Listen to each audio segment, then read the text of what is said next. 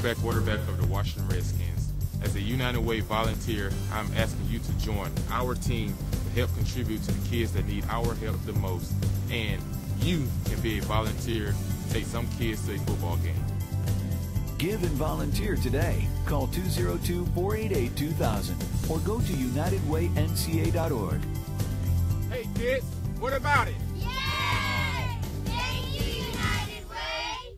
I'm Sonya. I'm Kate. And I'm Ebong, and today we're dishing with you from Prime Rib, which is located at 2020 K Street Northwest. And today we have a very special guest with us, Belar. Thank you so much for being with us. You are the owner of this establishment that we're in today, and you've seen so much going on in the K Street corridor in the last 30 some odd years.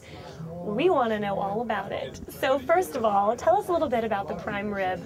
I think it's one of the only places left in DC where you still have to wear a coat, if not a coat and tie, to dine here. True. Why did you decide to maintain that and become this fine dining establishment? All right.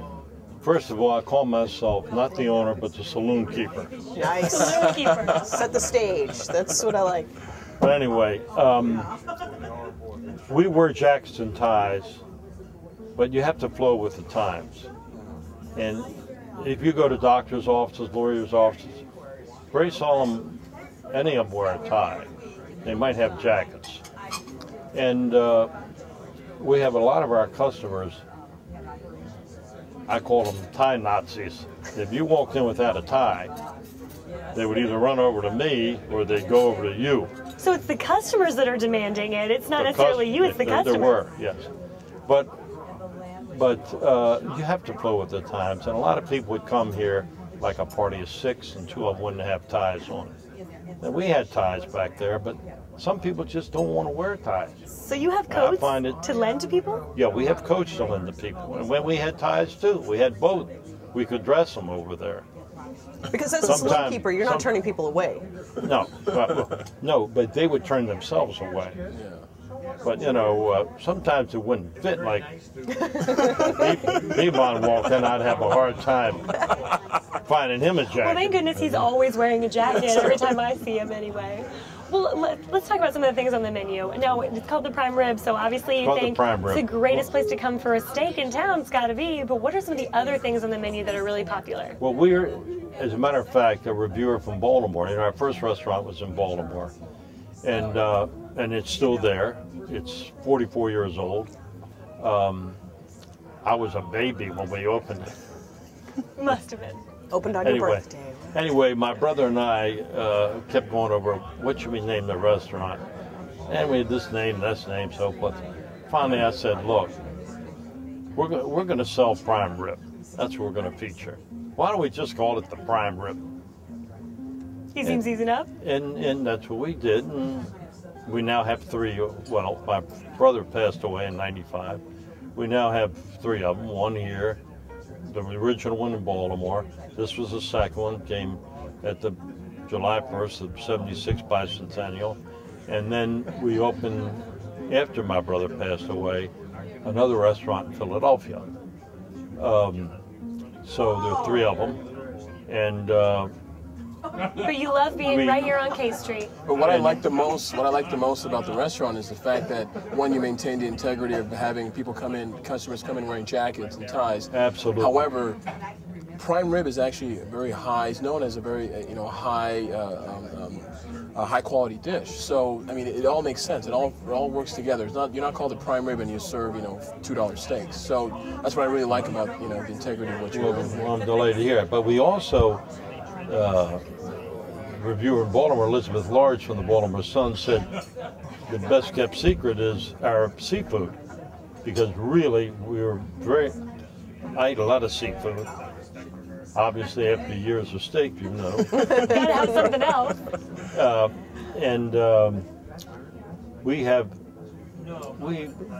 We really go out of our way to have fresh seafood. And she said, and it has to be fresh because we don't cover it up with sauces.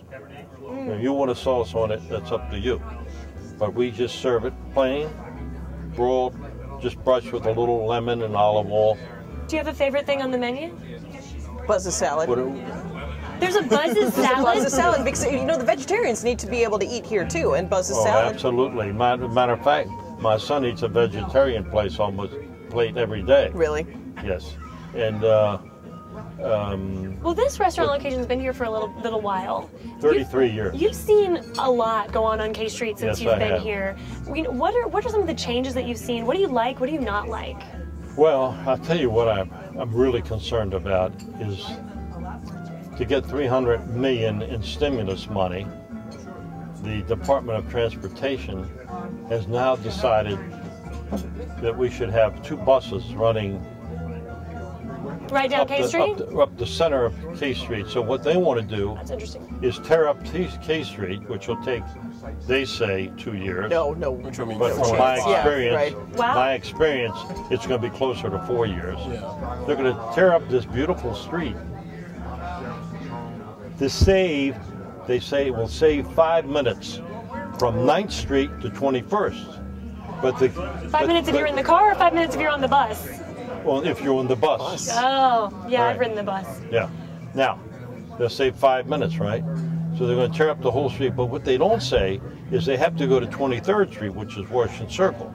So when the bus gets to 21st Street, it's got to cross over and go up the service lane. Now, what do you think? What kind of gridlock are we going to have at 21st and K? It's already a nightmare to begin with. So It's already a nightmare. Yeah. So I can only imagine when they start tearing up the street, which will actually affect all the other good businesses on the street, which is very prominent. And they're going to basically, and oh, look at all the beautiful buildings they just, at 20th and K, they should put up a beautiful building. And they're going to inconvenience all these people. You can't tell me tearing up K Street. And it's a beautiful street. It's our signature street. It is our signature street. It's our signature street. We don't want to fool around with it. We got trees growing out there. We got the lanes separated. They said something about putting a bike lane in there. If I was a bike, Yeah, that's. the last street I'd be on was K Street. As crowded as it Well, gets. what would you do then? What would happen to this fine restaurant and this? I don't know. It's got to impact us really negatively. And in this economy, it could very well put us out of business. And there would be no more prime rib in D.C. Well, we don't want can't that. have Or I'd have to relocate. Definitely don't want that to happen. Well, let's leave on a positive note. Well, maybe they should give me about $10 million of the stimulus money to relocate. We want to keep you right here. I'll go to To the go to Penn like Quarter. a- I'll go to Penn Quarter then, you know. Well, let's since I cut you off, you still got to tell me what's your favorite thing on the menu. Let's leave everybody with that. What's your favorite thing on the menu? Not Buzz's salad. No.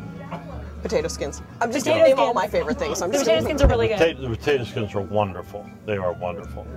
And that's the long story. I won't go into it right now, but anyway. My favorite thing, of course, is the prime rib. The prime rib. See, he loves it. You'll love it. Make sure you come to the prime rib. We've certainly enjoyed our time here. And as always, thank you so much for joining us here on the District Dish.